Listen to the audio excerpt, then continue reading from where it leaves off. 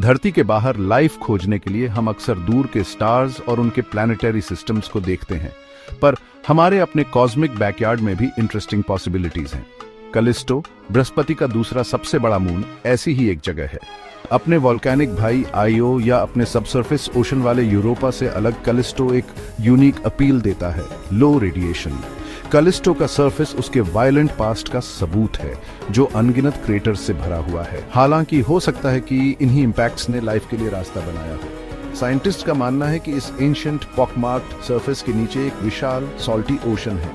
Callisto के thick ice shell द्वारा Jupiter के इंटेंस रेडिएशन से सुरक्षित यह हिडन रिजर्वॉयर लाइफ को हार्बर कर सकता है। जरा सोचिए, इस एलियन ओशन की गहराई में माइक्रोस्कोपिक ऑर्गेनिजम्स फल फूल रहे हैं। वे पूरी तरह से डार्कनेस में रहेंगे। उनका एवोल्यूशन मून के यूनिक कंडीशन से शेप होगा। कैलिस्टो हमें याद दिलाता है कि लाइफ की संभावनाएं हमारी कल्पना से भी ज्यादा एक्स्ट्राऑर्डिनरी हैं। जैसे जैसे हम कॉस्मोस में आगे बढ़ते हैं, हम लाइफ बेयरिंग प्लैनेट्स की अपनी खोज को और भी रिफाइन करते हैं। हम अर्थ लाइक प्लैनेट्स को ढूंढने से आगे बढ़कर एक नई कैटेगरी में आ गए हैं, सुपर हैबिटेबल वर्ल्ड्स। ये हाइपोथेटिकल प्लैनेट्स हमारे अपने प्लैनेट से भी ज्यादा लाइफ के लिए सूटेबल हो सकते हैं। आखिर क्या चीज एक प्लैनेट को सुपर हैबिटेबल बनाती है? एक की फैक्टर है उस स्टार का टाइप जिसकी वह परिक्रमा कर रहा है।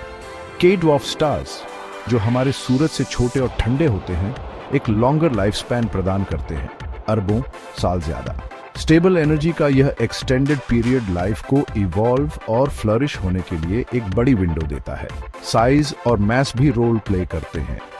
धरती से थोड़ा बड़ा, ज्यादा मैसिव प्लैनेट एक स्ट्रॉन्गर ग्रेविटेशनल पुल रख सकता है, जो एक डेंसर एटमॉस्फेयर को रिटेन कर सकता है। यह एटमॉस्फेयर हार्मफुल रेडिएशन से ग्रेटर प्रोटेक्शन प्रोवाइड करेगा और लाइफ फॉर्म्स की एक वाइडर डाइवर्सिटी को सपोर्ट कर सकता है।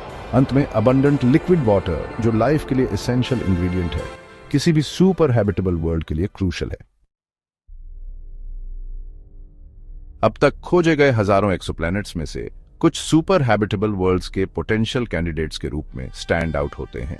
न्यूटन बी, जो लगभग 30 लाइट ईयर्स दूर एक के ड्वार्फ स्टार की परिक्रमा करता है, ऐसा ही एक प्लैनेट है। इसका साइज और ऑर्बिटल डिस्टेंस बताता है कि यह एक रॉकी वर्ल्ड हो सकता है, जिसमें एक टेम्परेट क्लाइमेट होगा और संभवतः इसकी सरफेस पर लिक्विड वाटर भी होगी।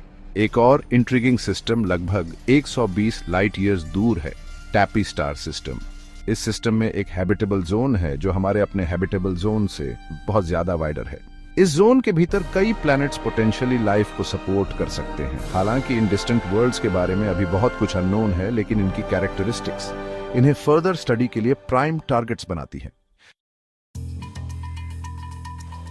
इन डिस्टेंट वर्ल्ड्स तक पहुंचने और वहां ह्यूमन प्रेजेंस एस्टैब्लिश करने की संभावना एक्सिलरेटिंग और डॉन्टिंग दोनों है। टेक्नोलॉजिकल हर्डल्स बहुत इमेंस हैं। स्टार्स के बीच की विशाल डिस्टेंसेस को पार करने के लिए हमें faster, more efficient propulsion systems develop करने की आवश्यकता है। उतनी ही चैलेंजिंग है स्पेस ट्रैवलर्स की हेल्थ और वेल बीइंग सुनिश्चित करना। लॉन्ग ड्यूरेशन स्पेस फ्लाइट मानव फिजियोलॉजी के लिए रिस्क्स पैदा करता है, बोन डेंसिटी लॉस से लेकर रेडिएशन एक्सपोजर तक। इन रिस्क्स को कम करने के लिए हमें आर्टिफिशियल ग्रेविटी सिस्टम्स और एडवांस्ड रेडिएशन शील्डिंग जैसे इनोवेटिव सॉल्यूशंस की आवश्यकता है।